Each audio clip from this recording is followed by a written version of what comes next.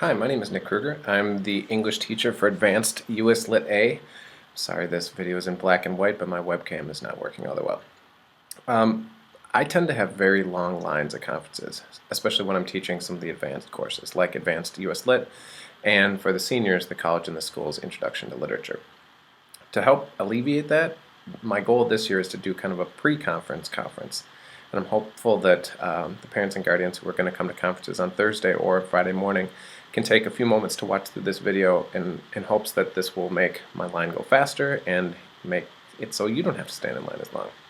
I just want to talk about kind of what I'm doing in this class and why I'm doing it, and what you can expect from me on conference day. A little bit about this course. This is the first, last year was the first year I taught this course. And we decided to implement this course junior year as not exactly a prerequisite for college and the schools, but we strongly recommend it. The problem was, up until last year, we had CIS and US Lit kind of in a big chunk throughout the year. And the first trimester plus was college and the schools, and the second was US Lit. And the problem was, by the time they got done with the year, we felt like the students were where they needed to be. But coming into CIS and not having had US Lit would mean that there were a lot of books that they didn't get a chance to read until after the college course. So by doing this first, they're going to get exposed to a couple thousand pages worth of material over the course of U.S. history, and also a lot of practice on the skill building necessary to be able to succeed in the college and the schools course. In this course, we're going to be working on several things. I try to put more onus on the students in terms of reading the text themselves. We're just in the process of finishing up the Scarlet Letter, or we will be this week. They read the first half of that on their own while we were doing some in-class stuff, and then we came and discussed it while they were reading the second half on their own, and then we came in and discussed it. We're also working a lot on our writing abilities. Specifically, the first assignment and the first test that you've seen on campus was the Crucible take-home test. I grade the writing very rigorously, and I really want to push these students to get better. Most of the students taking this course are students who have done pretty well in school, and I think especially English courses have come fairly easily to them. And so the skills we're going to be working on, the first take-home test, I gave them a choice of 4 different quotations, and they need to analyze it and explain the significance of the quote as it applies to the text. It's the entirety of the text as well as the scene from which that quote is taken from. A lot of students on the first go-around, and this is natural, not all of them, but a lot of them did much more paraphrasing than analyzing. And they would give a portion of the quote in quotation marks and then kind of restate that as the explanation for what the quote meant. If you are interested in seeing how your student did, you can ask them to open up their Turnitin.com account. All the tests and papers that I collect in this course are going to be online, and so you can see the feedback that I gave them, and I really pick their argument apart and talk about places where they need more information, they need to analyze more, they need to be more specific, maybe places that would be useful to bring in other quotations or other parts from the book.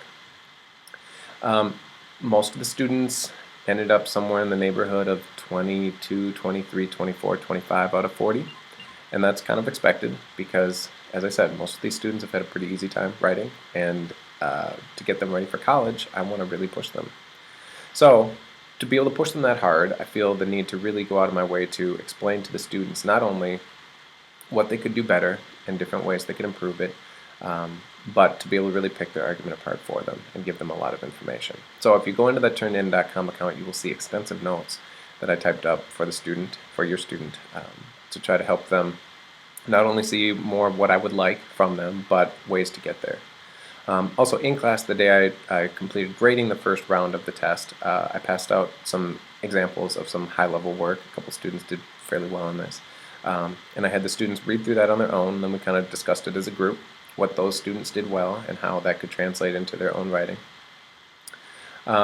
We've also done some group activities where they analyzed a quote in a group, and then I came around, I think we did this twice before the test, once or twice before the test, and talked to each group individually, read through what they wrote, and kind of talk to them about how I would grade this and the things that I would be looking for if this were the actual test that they were taking.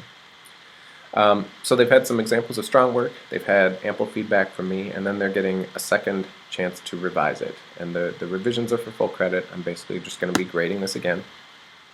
so they have an opportunity to keep that GPA up and keep the grades up.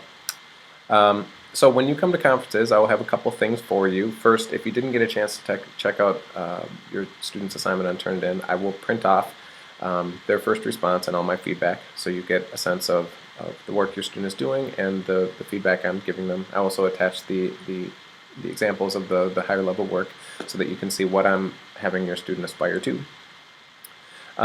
So we've got a number of tests and quizzes left in this term. I think we're going to do a similar assignment where, as I said, we're reading the Scarlet Letter.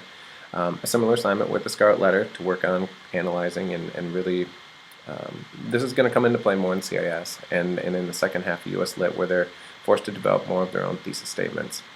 And this is the challenge in CIS, is coming up with your own ideas about the book, finding evidence in the book to prove it, explaining how that evidence supports your idea, and then drawing some conclusions from it.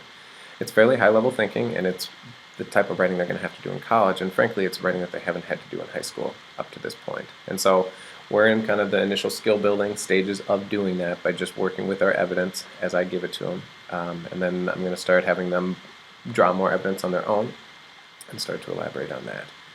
So, as I said, we've got a number of quizzes and tests left, and probably an essay or two as well. So there's lots of opportunity for them to bring their grade up to wherever they hope it to be.